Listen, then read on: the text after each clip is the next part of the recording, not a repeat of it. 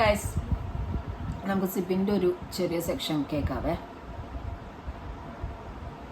ജാസ്മിൻ്റെ അച്ഛൻ വിളിക്കുന്നു, ഹൃദയരോഗത്തിൻ്റെ കാര്യം പറയുന്നു, വെക്കുന്നു.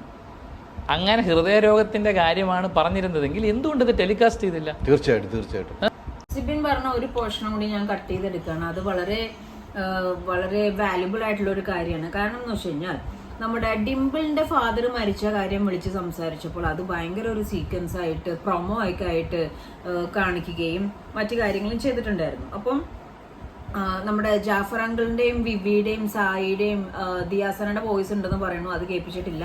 ഒരു വോയിസ് പുറത്തിറങ്ങിയിട്ട് നമ്മൾ അതിനെപ്പറ്റി ഭയങ്കരമായിട്ട് സംസാരിക്കുകയും കാര്യങ്ങളൊക്കെ ചെയ്തിരുന്നു.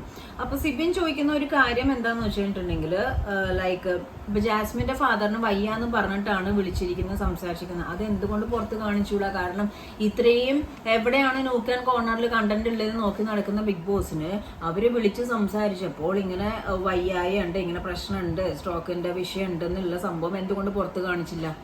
അതൊരു വലിയ ചോദ്യം തന്നെയാണ്. അത് എന്തുകൊണ്ട് പുറത്ത് ചോദിച്ചില്ല? അപ്പൊ അത് കാണിക്കാതെ ഹൈഡ് ചെയ്യേണ്ട കാര്യം എന്താണുള്ളത്? കാരണം വന്നിട്ട് ഇടിച്ചു പൊളിച്ച് ആശാത്തി കരയുന്നുണ്ടായിരുന്നെങ്കിലും ജാഫർ അങ്കിൾ സംസാരിച്ച് എന്താന്നുള്ളതിന്റെ ഏകദേശം ഒരു ഊഹം നമുക്ക് എല്ലാവർക്കും അറിയാം. എത്ര ആ ഒരു ഇപ്പൊ കാരണം ഈ ഒരു വോയിസ് പുറത്തിറങ്ങി, ഈ വോയിസിൽ ഇത്രയും കാര്യങ്ങൾ പറഞ്ഞിരിക്കുന്നു, ഈ വോയിസിൽ തെറി പറഞ്ഞിരിക്കുന്നു, അത്രയും കാര്യങ്ങളുടെ വോയിസ് ലീക്ക് ആയിട്ടുണ്ടെങ്കിൽ ബിഗ് ബോസിന്റെ പെർമിഷനോട് കൂടിയിട്ട് ജാസ്മിനെ അവിടെ വിളിച്ച് സംസാരിച്ച് ജാഫർ അങ്കിൾ എന്തൊക്കെ സംസാരിച്ചിട്ടുണ്ടാവും ചിന്തിക്കാനുള്ള ബോധം നമുക്കുണ്ടല്ലേ.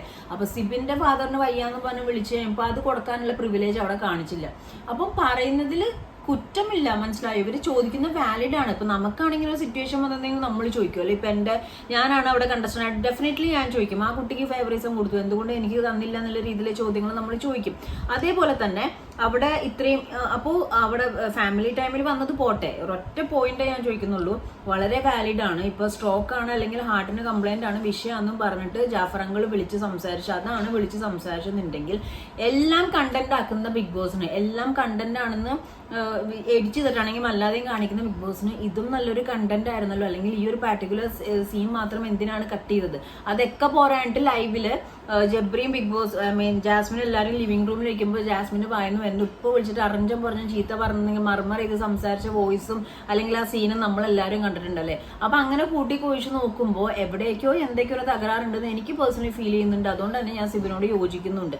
ജിൻഡോന്റെ കേസ് പറഞ്ഞപ്പോഴും ജാസ്മിന് മാത്രം എന്താണ് ഈ പ്രിവിലേജ് എന്നുള്ള രീതിയിൽ സംസാരിച്ചു കഴിയുമ്പോൾ അപ്പൊ എന്തായാലും അവിടെ ഇതാണ് അവസ്ഥ എന്നുള്ള രീതിയിൽ പുറത്ത് ഇതാണ് അവസ്ഥ എന്നുള്ള കറക്റ്റ് പിക്ചർ ആ കൊച്ചിന് കിട്ടിയിട്ടും വലിയ മാറ്റങ്ങളൊന്നും കൊച്ചകത്ത് കാണിച്ചില്ലേലും നമ്മൾ മണ്ടന്മാര്. കാരണം അത് ബിഗ് ബോസ് എന്ന് പറഞ്ഞാൽ ഇത്രയും സ്ട്രിക്റ്റ് ആണ്, ആരുമായിട്ടും കോൺടാക്ട് ചെയ്യാൻ പറ്റില്ല, പുറത്തെ കാര്യങ്ങളൊന്നും അറിയാൻ പറ്റില്ല, ഫോൺ കൊടുക്കാൻ പാടില്ല, അങ്ങനെ അങ്ങനെ അങ്ങനെ അങ്ങനെ വലിയൊരു സ്ട്രിക്റ്റഡ് ആയിട്ടുള്ള ടഫ് ഗെയിമായിട്ട് കീപ്പ് ചെയ്തിരുന്ന ഒരു സംഭവത്തിന് ജാസ്മിൻ പറയുന്ന വ്യക്തി സീസൺ 6 വന്നിട്ട് ഈ സാധനം കൊണ്ട് പൊട്ടിച്ച് വേണമെങ്കിൽ ജാഫർ അങ്കിളിനെ പോലെ അടുത്ത് വരുന്ന കണ്ടസ്റ്റൻസിന് ഏതെങ്കിലും ഒരു പാരന്റ് വേണമെങ്കിൽ ഇങ്ങനെ കയറി കാര്യങ്ങൾ പറഞ്ഞു കൊടുക്കാം, അങ്ങനെയും ഒരു ഓപ്പർച്യൂണിറ്റി ഉണ്ടെന്നുള്ളത് തെളിയിച്ചു.